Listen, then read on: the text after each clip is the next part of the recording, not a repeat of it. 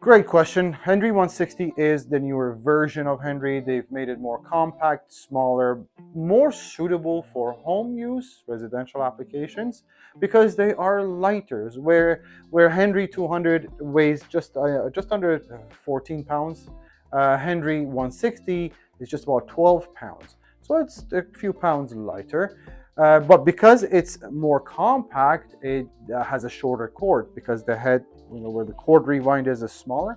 So where the Henry 200 gets a 30-foot cord, the 160 gets a 20-foot cord. Again, very suitable and pretty normal for any type of home use with a 20-foot cord. But that's pretty much it. They have the same floor heads, they have the same motors, same suction, same accessories, same features, same warranties, everything else is the same. They're both manufactured in the UK, so that doesn't change either.